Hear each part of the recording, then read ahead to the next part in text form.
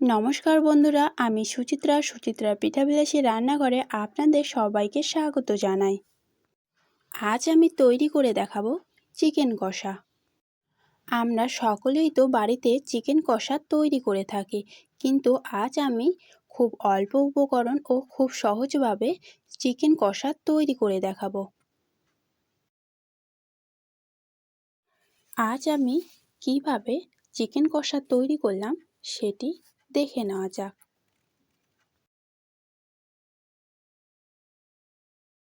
আজ আমি যে চিকেন কষা তৈরি করছি, সেই চিকেন কষা তৈরি করতে যে মশলাগুলো ব্যবহার করব, সেই মশলাগুলো একটি পাত্রে সুন্দর করে সাজিয়ে নিলাম। আর তার সাথে কিছুটা পরিমাণে লঙ্কাও বেটে নিলাম।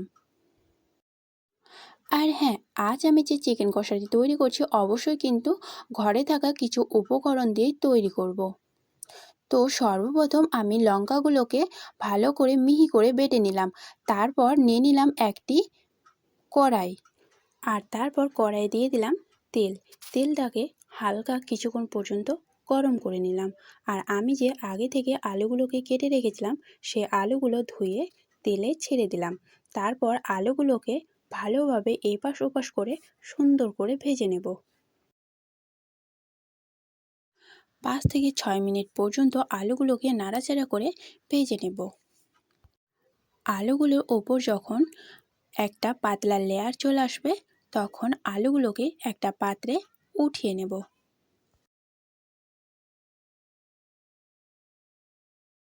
আলুগুলোকে উঠিয়ে নেওয়ার পরে যে কড়াইয়ে তেল ছিল, সে তেলে এবার আমি বাকি মশলাগুলো দিয়ে দিব। তো আমি সর্বপ্রথম দিয়ে দিলাম তেজপাত মোটামুটি 2 থেকে 3টি। আর তার সাথে দিয়ে দিব আমি 2 থেকে 3টি শুকনো লঙ্কা। আর তারপর দিয়ে দিলাম 5 ফোড়ন। 5 ফোড়ন দেওয়ার পরে একটু খুন্তি দিয়ে নাড়াচাড়া করে নিতে হবে। আর তারপর দিয়ে দিতে হবে কাঁচা লঙ্কা।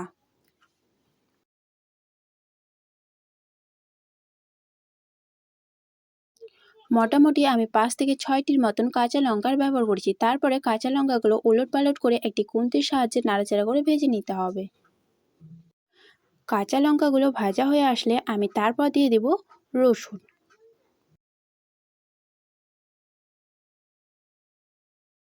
আর রসুন দেওয়ার পরে আমি দিয়ে দেব এতে পেঁয়াজ কুচি। পেঁয়াজ কুচিগুলো আমি আগে থেকেই কেটে রেখেছিলাম। আর আমি এখানে মোটামুটি 100 গ্রাম পেঁয়াজ ব্যবহার করেছি। আর তারপর একটি খুন্তির সাহায্যে ভালো করে নাড়াচাড়া করে নিলাম। আর তার সাথে দিয়ে দিয়েছি আমি 2 থেকে 3টি গোটা রসুন। পেঁয়াজগুলোকে একটু নরম করার জন্য আমি সামান্য পরিমাণে দিয়ে দিব লবণ। তারপর একটি খুন্তির সাহায্যে নাড়াচাড়া করে আমি যে লবণটা দিয়েছি, সেই লবণটাকে মিশিয়ে নিতে হবে। মোটামুটি 5 থেকে 6 মিনিট পর্যন্ত পেঁয়াজগুলোকে লালচে লালচে করে ভেজে নিতে হবে। এরপর আমি দিয়ে দিব মাংস। তারপর আমি নিয়ে নিয়েছি 1 কিলো মাংস।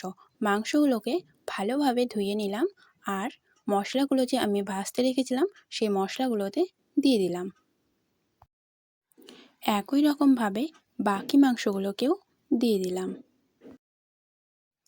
মাংসগুলো দেওয়া হয়ে গেলে একটি খুন্তির সাহায্যে নাড়াচাড়া করে এবার মাংসগুলোকে ভেজে নিতে হবে মোটামুটি 10 মিনিটের মতো। আর হ্যাঁ, কিছুক্ষণ পর পর অবশ্যই কিন্তু এভাবে নাড়াচাড়া করতেই থাকতে হবে। আর হ্যাঁ, আমার ভিডিওটি দেখে যদি আপনাদের ভালো লাগে, একটি লাইক করে দেবেন ও চ্যানেলটিকে সাবস্ক্রাইব করে পাশে থাকার অনুরোধ রইল। তারপর একটি খুন্তির সাহায্যে নাড়াচাড়া করে 5 থেকে 6 মিনিট পর্যন্ত ভেজে নিতে হবে। 5 থেকে 6 মিনিট পর্যন্ত ভাজা হয়ে গেলে আমি এতে এবার দিয়ে দেব হলুদ গুঁড়ো। মোটামুটি আমি 2 চামচ হলুদ গুঁড়ো দিয়েছি। তারপর আবারও খুন্তির সাহায্যে নাড়াচাড়া করে নেব। আর হ্যাঁ, অবশ্যই কিন্তু এখন লবণ দেওয়া চলবে না। যেহেতু আমি পেঁয়াজ যখন ভাজছিলাম তখনই সামান্য পরিমাণে লবণ দিয়েছিলাম, তার জন্য এখন আমি আর লবণের ব্যবহার করব না। কিছুক্ষণ পর্যন্ত নাড়াচাড়া করে নেওয়ার পরে আমি দিয়ে দিলাম আদা বাটা ও জিরা বাটা। তারপর আবারও খুন্তির সাহায্যে নাড়াচাড়া করে সবকটা জিনিসকে মিশিয়ে নিলাম। মোটামুটি 2 মিনিট পর্যন্ত নাড়াচাড়া করে নেওয়ার পরে আমি এতে দিয়ে দেব লঙ্কা বাটা।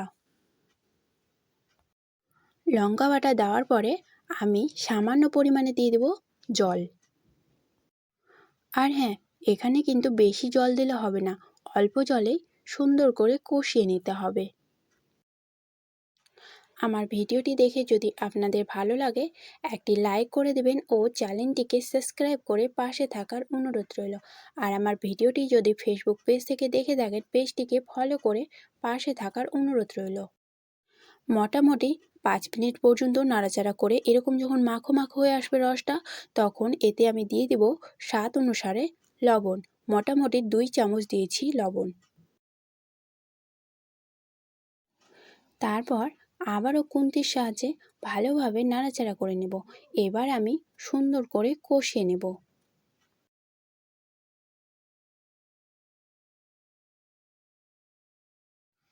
কিছুক্ষণ পর্যন্ত সুন্দর করে নাড়াচাড়া করে নিলাম। তারপর এতে আমি দিয়ে দেব আগে থেকে ভেজে রাখা আলু। আলুগুলোকে দিয়ে দেওয়ার পরে আবারও খুন্তির সাহায্যে সুন্দর করে নাড়াচাড়া করে নেব। এরপর মোটামুটি 5 মিনিট পর্যন্ত এভাবে নাড়াচাড়া করে সুন্দর করে কষিয়ে নিতে হবে।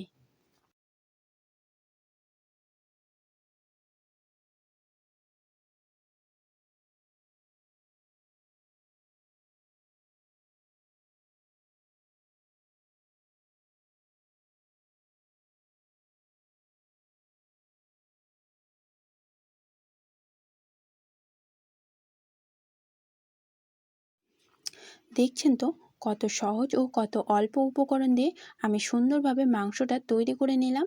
এবার আমি মাংসগুলোকে ভালোভাবে কষিয়ে নেব। এই যে দেখুন, কড়াই যখন এভাবে লেগে আসবে তখন এতে দিয়ে দিতে হবে সামান্য পরিমাণে জল। আর আবারও একটি খুন্তির সাহায্যে ভালোভাবে নাড়াচাড়া করে নিতে হবে 2 মিনিটের মতো। তারপরে একটু বেশি করে জল দিয়ে দিতে হবে।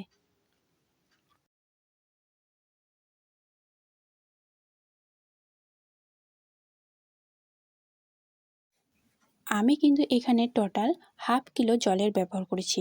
যেহেতু আমি মাংসটা কষা কষা করে রাখবো, তার জন্য খুব অল্প জল দিয়েই ভালো করে মাংসটাকে সেদ্ধ করে নিতে হবে। কিছুক্ষণ পর একটা আলুকে এভাবে খুন্তির সাহায্যে চাপ দিয়ে দেখতে হবে যে আলুটা সিদ্ধ হয়েছে কিনা। আলু যখন সেদ্ধ হয়ে আসবে তখন আমি এতে দিয়ে দেব গরম মশলা বাটা। এবার চলুন আমি গরম মশলা বেটে নেব। তো মোটামুটি 2 থেকে 3 মিনিট পর্যন্ত মাংসটা ভালোভাবে ফুটুক আর আমি গরম মশলাটাকে তৈরি করে নেই। তারপর নিয়ে নিলাম একটি শিল, আর শিলে আমি দিয়ে দিলাম ছোট এলাচ, বড় এলাচ, গোলমরিচ, লং ফুল, দারচিনি ও গরম মশলা। এবার আমি সবকটা জিনিসকে বেটে নেব।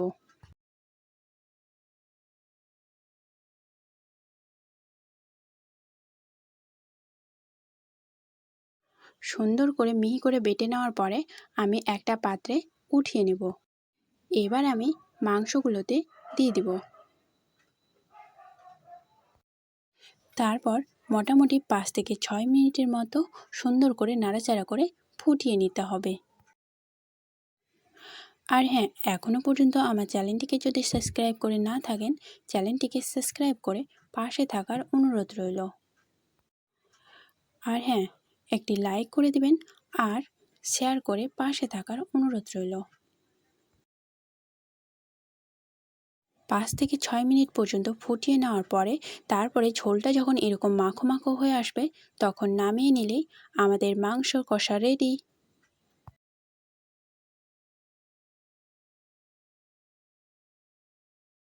তারপর আমি একটি পাত্রে সুন্দর করে সাজিয়ে নিলাম।